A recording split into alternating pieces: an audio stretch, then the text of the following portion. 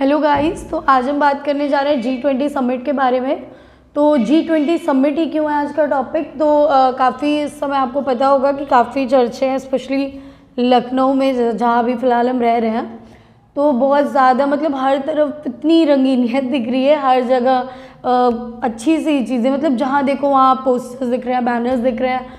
तो हम बेसिकली ये जानेंगे कि G20 होता क्या है, G20 ग्रुप बनाया क्यों गया, G20 की स्टार्टिंग क्यों की गई, ज़रूरत क्या पड़ी, G20 का मेन काम क्या है, इनका एम क्या है। अगर ये 20 कंट्रीज़ एक साथ मिलके आ रही हैं तो ये ऑब्वियसली कुछ तो अच्छा कर रही होंगी। तो मतलब कि इनका रोल क्या है, ठीक है। ये इस बार इंडिया होस्ट कर रहा है तो इंडिया को क्या फ़ायदे, बहुत बड़ी बात है इंडिया के लिए कि मतलब काफ़ी हिस्टोरिक अपॉर्चुनिटी है इंडिया को, क्योंकि इंडिया अब 1 साल के लिए G20 का प्रेसिडेंट रहने वाला है, ठीक है। तो हम स्टार्ट करते हैं G20 से। G20 समिट होता है क्या, पहले तो ये 1999 में जो है G20 की शुरुआत की गई थी। क्यों? Because of backdrop of financial crisis in east Asia and south east Asia, ठीक है। तो इसकी वजह से शुरुआत की गई थी। तो इसका एम क्या है, सिक्योर ग्लोबल फाइनेंशियल स्टेबिलिटी। इसमें इंक्लूड किया जाता है सारी मिडिल इनकम कंट्रीज़ को, ठीक है। इनका काम क्या है कि 20 ऐसी मिडिल इनकम कंट्रीज़ को इंक्लूड करके और ये फाइनेंशियल स्टेबिलिटी की बात करते हैं, ठीक है। तो फाइनेंशियल स्टेबिलिटी, अगर ये 20 मिडिल इनकम कंट्रीज़ पहले तो है कौन सी, ये कंट्री है अर्जेंटीना, ऑस्ट्रेलिया, ठीक है, China, Canada, Brazil, Indonesia, India, ठीक है, Italy, south Africa, south Korea, Japan, Germany, Mexico, Russia, Saudi Arabia, south Africa, Turkey, United kingdom, US and specially European union, ठीक है। तो ये 20 कंट्रीज़ कुछ ऐसी हैं जो मिलकर G20 को फॉर्म करती हैं। प्लस इनका हेडक्वार्टर कहाँ है, तो इनका हेडक्वार्टर है कैनकन, मैक्सिको में, ठीक है। और अब हम जानते हैं कि पिछले साल किसने मतलब होस्ट किया था इसको। तो पिछले साल होस्ट किया था, पिछले 1 साल के प्रेसिडेंट 2022 में कौन थी, इंडोनेशिया, बाली। और इस साल स्पेशली हमारी कंट्री है इंडिया, जो इंडिया 1 साल तक पूरा लीड करने वाली है, प्रेसिडेंट है। और नेक्स्ट ईयर कौन करेगा, नेक्स्ट ईयर कौन, तो नेक्स्ट ईयर फ्यूचर में 2024 में ब्राज़ील करने वाली है, ओके। तो इतनी इन्फॉर्मेशन हमने आपको दे दी है। अब ये बताते हैं कि इंडिया अगर होस्ट करिए तो इंडिया का मोटो क्या है। इंडिया का मोटो है, हमारे यहाँ एक संस्कृत कोटेशन है, आप लोग जानते होंगे, बहुत ही फेमस, वासुदेव कुटुंबकम। इसका मतलब क्या होता है कि पूरा जो वर्ल्ड है एक फैमिली की तरह, पूरी दुनिया हमारा एक परिवार है, ठीक है। और इसी को लेकर के हमारा मोटो क्या रखा गया इंडिया का G20 समिट का, 1 अर्थ 1 फैमिली 1 फ्यूचर, यानी कि एक पृथ्वी, और अगर एक पृथ्वी है तो वो पूरी पृथ्वी हमारा परिवार है, और पूरा परिवार अगर है वो पृथ्वी, तो हम सबका भविष्य भी एक होना चाहिए।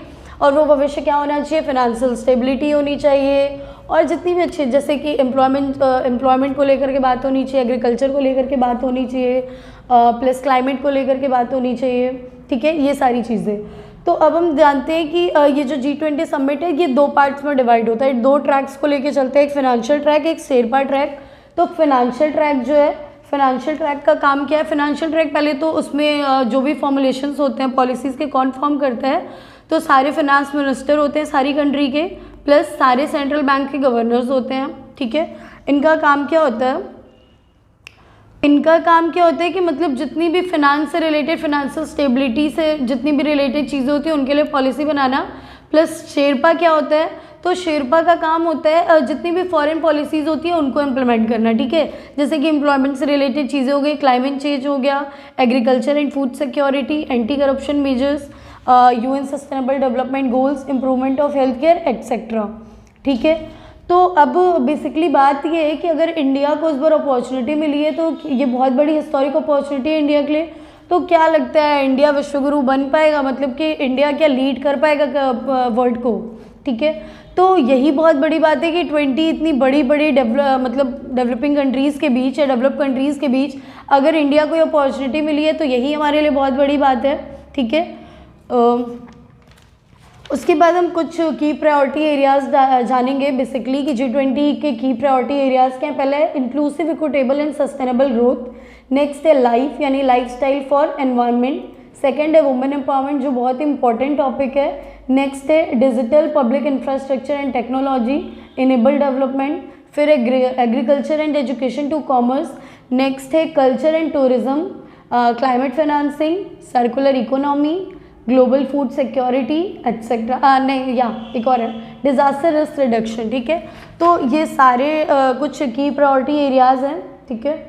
एक और चीज़ है, अब अगर इंडिया को अपॉर्चुनिटी मिली है तो इसको इंडिया के कुछ फ़ायदे भी मिल रहे हैं कि इंडिया अगर प्रेसिडेंट हुआ है इस एक साल के लिए, तो मिनिस्ट्री ऑफ एक्सटर्नल अफेयर्स ने सितंबर में अनाउंसमेंट की थी, सितंबर दिसंबर में, कि इंडिया को अगर प्रेसिडेंसी मिली है तो उन्होंने कि लगभग हम पूरे एक साल में 200 मीटिंग से ऊपर करेंगे, लगभग 200 मीटिंग्स, जिसमें हम सारी जो भी की प्रायोरिटी एरियाज़ हमारी कंट्री के लिए उस पर डिस्कस करेंगे। प्लस इनको एक और फेवर मिला हुआ है कि जिसको चाहें उस कंट्री को as a guest country invite कर सकते हैं। तो इंडिया ने बहुत सारी कंट्रीज़ को इनवाइट किया है, स्पेन है, मॉरिशस है, ये सब काफ़ी कंट्रीज़ हैं, बट स्पेशली किसे किया है, यूएई को किया है, ठीक है, जो कि हमारी स्ट्रेटेजिक पार्टनर रहेगी इस पूरे एक साल के दौरान, और जितने भी स्ट्रेटेजिक प्लान्स होंगे वो हम इनके साथ मिलकर ही करेंगे। Thank you.